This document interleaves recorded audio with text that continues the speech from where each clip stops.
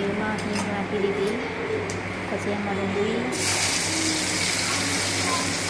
ટામેટાં સાતળવા દીધા.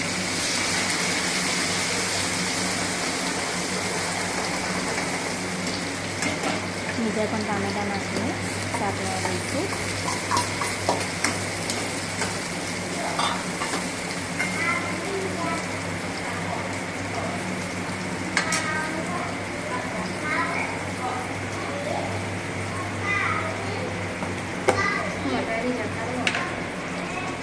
થોડું મીઠું નાખીશું એટલે ટામેટાં બરાબર ઓગળી જાય.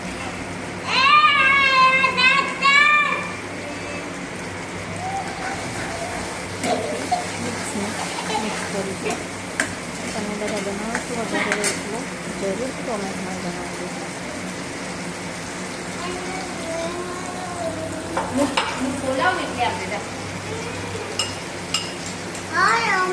પછી એમાં નાખીશું લસણની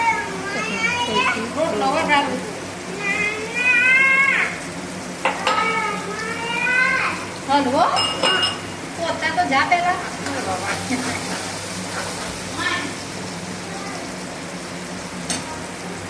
ને નાખીને થોડી સાતળવા દઈશું.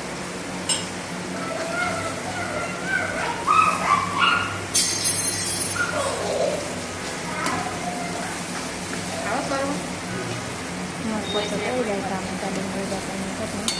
આપણે લીલા મસાલા કરીશું. કપડા ભાઈ છે તે રીતે પડી જાય.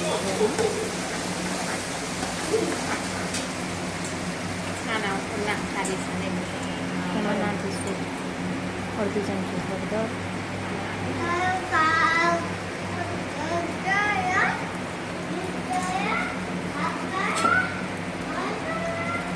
મરચું થોડું, કેમથી લસણની ચટણી નાખી છે આપણે એટલે થોડું નાખીશું. પછી નાખીશું ધાણા જીરું, એને અડધી ચમચી. પછી બરાબર મિક્સ કરી દઈશું.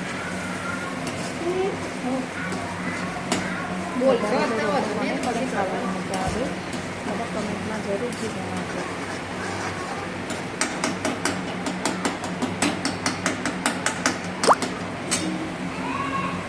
તેલ સુધી પડી ગયું છે એટલે આપણે નાખી દઈશું એમાં રોટલો ક્રશ કરેલો. મેં રોટલો થોડો વહેલો બનાવી દીધો કે ઠંડો કરી દીધો, હાથથી ક્રશ કરી દીધો છે. થોડો થોડો નાખતા જઈશું એટલે છૂટો પડી જશે.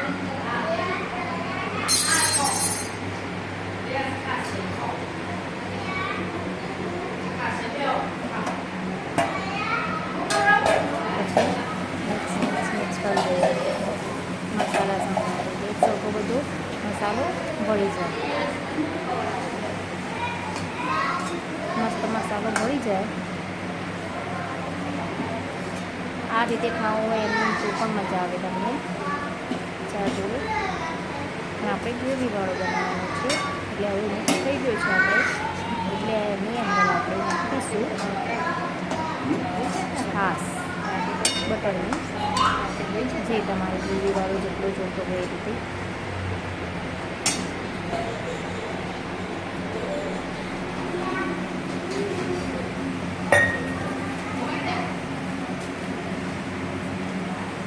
તમે તમારા ઘરે બનાવો છો બટાકાનો રોટલો જરૂરથી મને બતાવજો. તમારી પણ રેસીપી બતાવજો.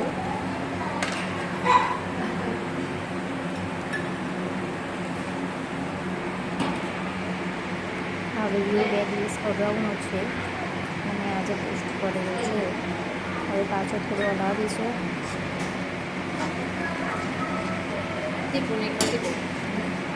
અને હવે નાખીશું બટર મિલ્ક એટલે કે છાશ. તમારે જે પ્રમાણે જોઈએ તમારે ઢીલું ખાવું જોઈએ તો વધારે છાશ.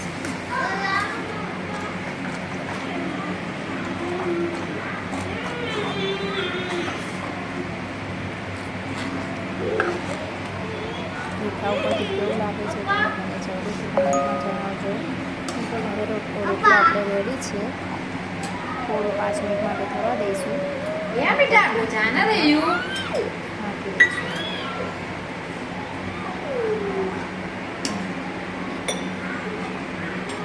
ગ્રેવીવાળો વાળો જ રોટલો મજા આવે.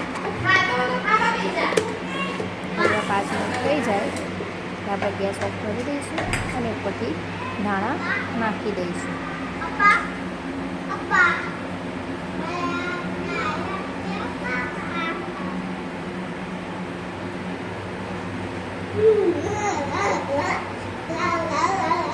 હવે રેડી છે આપણો વઘારેલો રોટલો. ઉપરથી ગાર્નિશ માટે ધાણા નાખીને સર્વ કરીશું. તો રેડી છે. તમારે ખાવું હોય તો પણ આવી જજો ઘરે. Thank you so much. By.